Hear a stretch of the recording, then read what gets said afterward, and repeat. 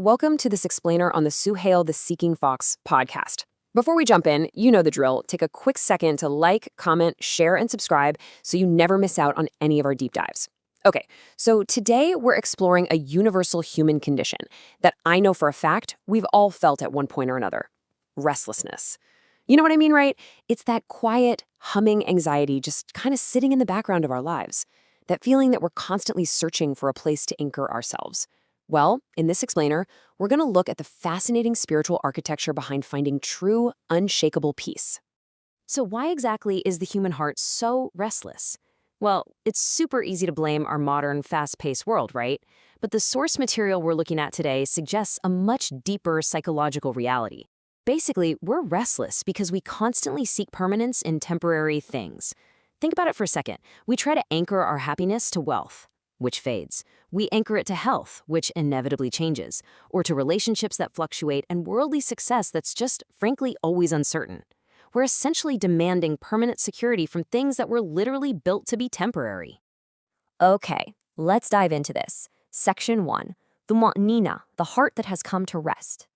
To solve this profound problem of restlessness, the source material introduces a really fascinating spiritual concept: Tomanina. Let's look at the Arabic root letters here, Ṭumaʻnīnah. They carry the exact meaning of being at ease, reassured, secure, and firmly settled. Now, this isn't just about, taking a deep breath or closing a few of the 50 tabs currently open in your brain. It describes a state where the heart finally stops wandering. It's found its proper resting place. It's not a fleeting emotion, it's an enduring structural stability. The source text points to a very famous Quranic verse: "Surely in the remembrance of Allah do hearts find Ṭumaʻnīnah." Now, it is absolutely crucial to note what this is actually saying. It doesn't mean that remembering the Creator is just some coping mechanism or a quick distraction from your worries. Instead, it's about fundamentally reorienting the heart. Remember how we just talked about seeking permanence in temporary things? Well, this verse suggests that only the Creator is unchanging. So when the heart remembers Him, it finally attaches itself to its only true eternal anchor. It finally rests. Section 2. Even prophets sought the Ṭumaʻnīnah. Now, what's really interesting about this is that you might think this level of absolute, settled peace is completely impossible to achieve, or that it requires perfect blind faith right out of the gate. But faith is actually an active, ongoing journey. Take Prophet Ibrahim, or Abraham, speaking to his Creator. He asks to see how the dead are resurrected. When asked if he believes, he replies, "Yes, but so that my heart may attain Tomanina." This is just remarkable. He wasn't asking out of doubt. He already had belief in his mind. He was actively seeking that deeper certainty to anchor his heart, moving from intellectual knowledge to completely unshakable conviction. Section 3. Sakina versus Ṭumaʻnīnah. Two distinct states of peace. The source material sets up a beautiful, direct contrast to help us get some real intellectual clarity on how true spiritual resilience actually operates. Sakina is often described as something sent by Allah, specifically during moments of sudden crisis. It's a divine intervention, kind of like a parachute deployed in a sudden storm to help you survive. Tomanina, on the other hand, is a settled condition. It's cultivated through continuous faith and remembrance. So one is a temporary gift that descends, right? While the other is a permanent character that your heart develops and becomes over time. Section 4. Cultivating the Tranquil Heart. Think about how often we try to forcefully control the future to find peace. We say, well, once I get this job, or fix this problem, or once my health improves, then I'll finally allow myself to be at peace. We literally wait for life to become completely predictable. But this framework flips that entirely upside down.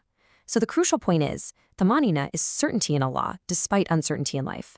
The outward storms, like illness, grief, unexpected loss, unanswered questions, they might still be there, but your deepest emotional layer remains completely anchored. And this brilliant Quranic passage illustrates the awe-inspiring climax of a seeker's life. It addresses the soul at the very end of its journey as a Nafs al-Mutma'inna, the tranquil soul. Notice the progression here. The person who spent a lifetime actively seeking, remembering, and cultivating trust doesn't just go to paradise. The ultimate destination isn't just a place. It's returning to the Creator already in a state of absolute, reciprocal peace. You become the tranquil soul. Section 5. The ultimate spiritual journey. Let's move to and see how this builds. The source material maps out this overarching sequence of how a heart completely transforms through this ancient spiritual framework. It begins with Huda, the guidance that calls out to us. Iman, or faith, is our heart's response to that truth. Once we respond, we develop Tawakkul, that deep, profound trust. Then, when life storms inevitably hit, Sakina, that descending tranquility, helps us survive. Through surviving and trusting, our heart develops Ṭumaʻnīnah, that deeply settled peace we've been talking about. This internal peace then fuels sabr, or steadfast perseverance, which flows outward into salam, relational peace. And ultimately, this whole thing blossoms into amn, deep, lasting security within both the individual and society as a whole. It's literally a complete blueprint for human flourishing. This brings us back to the central role of remembrance, or dhikr, in this tradition. It isn't just about repeating words on a loop. It's the continual, conscious act of taking our wandering, restless hearts and returning them back to their true, unshakable center.